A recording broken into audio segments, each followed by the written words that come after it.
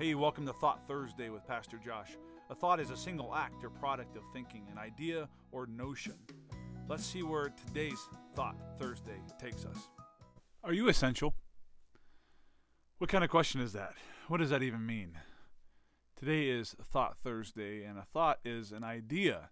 It's a notion. It's an understanding. So one of the thoughts that's really been going through my head over the last several weeks, as we have talked about the coronavirus and COVID-19, and there's been a lot of language and a lot of keyword buzzwords that have been involved in this whole discussion about the virus and social distancing and what's important, what's not, and there's lots of language and culture, or language creates culture. And the words that we use, the things that we say, how we say those things, certain words that we use consistently. For instance, when I say every soul matters to God, we understand that that is the heartbeat of our church. And we catch on to that. We catch on to that language because that language is our culture here as a church. And so when we talk about language and the words that we use, it's important to understand what they mean. And so when they say essential, we talked a lot about essential business. Right? What are some essential businesses? What are some essential, places that have to stay open? What are maybe non-essential that don't have to stay open? What's essential personnel? What's not essential personnel? And there's even differing opinions on that. Whether churches and the function of churches are essential or non-essential in different places, and why is alcohol distributors and liquor stores essential but not other things? And I mean, there's so many questions about this word essential, and so I want to define it for you. Essential literally means absolutely necessary. It's indispensable. You can't live without it. We probably would argue that we could live without alcohol, right? We probably could live without Taco John's. I used to work at Taco John's. I used to manage Taco John's. That's a whole other story for another day. But I also know I can live without it. So how essential is it? What determines when something is essential? When do we understand the essential nature of the essential thing? When does that happen? When does that occur? And so I couldn't help but think about what's essential in my own life. What's essential in your life? What is something that is indispensable, that is absolutely necessary? I'm convinced that at least 90% of the things that we live with aren't essential. And I'm going to throw out a really big one that might be really controversial. But here's the thought.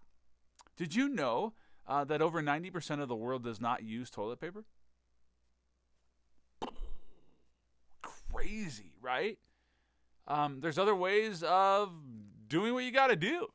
I remember when we were in Africa, it was the first time we went in 2012, we were told, and even really all the way back, I remember one time in 2006 when we went to the Philippines, same thing. They reminded us that you don't ever extend your left hand. I don't know if this is left to you, but we don't extend our left hand to someone to shake their hand in any of these countries. Why? Because, they don't even eat with their left hand. That's something to think about. They do all sorts of other things, right? They use that as toilet paper. And so they wash it, but in those countries, how they wash, and honestly, in third world countries, when you wash your hands, it's not nearly as sanitary as you might think. To try to wash your hands because the water isn't always sanitary. So it's an interesting situation. So they rather don't eat with their left hand or shake with their left hand because it's a disgrace to do so because they know what you do with it. You're sending some very subliminal, maybe not so subliminal messages when you do such a thing. And so we know that. And even, we came across it even in Turkey when we were going to Israel. My wife has a really funny story. You'll have to ask her about that someday, about using a bidet. They don't use toilet paper, really. So just something to think about. But what's funny about that is that we have made it essential, right? We're so worried about having toilet paper. And I have missionary friends who send me pictures like in Spain and Japan and India and all sorts of places where they show you a picture of their shelves and toilet paper is just covering those shelves. They have no shortages. Interesting. So let me ask you a question. What do you think is essential? Because obviously we're not all on the same page about what essential is. I think about Psalm chapter 23, a famous scripture that says that the Lord is our shepherd. I shall not be in want. Or another word for that is need. Right? Because he is our shepherd and he gives us what we need. And so today, here's my thought I want to give you. It's from Hebrews chapter 4, verse 16. It says this. It says, therefore, let us approach the throne of grace with boldness, so that we may receive mercy and find grace to help us in our time of need. I'm really beginning to believe more and more as the days go on and the craziness continues. I'm convinced that when we sing songs like Jesus, You're All I Need, that's actually true. It's hard to, once you get outside of the circle of Jesus, it's really hard to begin to say that all these other things are essential when you really boil it down, because if it's essential, it means that no one can live without it. That's what it means. It means it's absolutely necessary. It's indispensable. Cannot live without it. So let me ask you a question. Can you live without Jesus? Is he essential to us?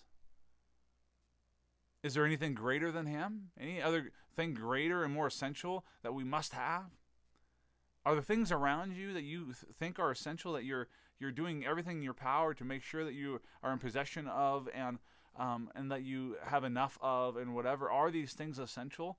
Can I just challenge us with this thought? This has just been a thought that's been in my brain leading up to Thought Thursdays, that I really believe that the essential language for us has got to change. We've got to lift our eyes to the real essentials in our life and begin living more like this in regards to everything but Jesus. I love what the old song says, in the morning when I rise, give me Jesus, only Jesus. Let us do this with everything but Jesus.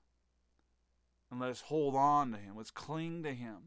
So can I challenge you? Live this way in regards to everything but Jesus. And then live this way in regards to Jesus. Hang on to him for all he's worth. We love you. This has been Thought Thursday, and pray God's blessings on you this week.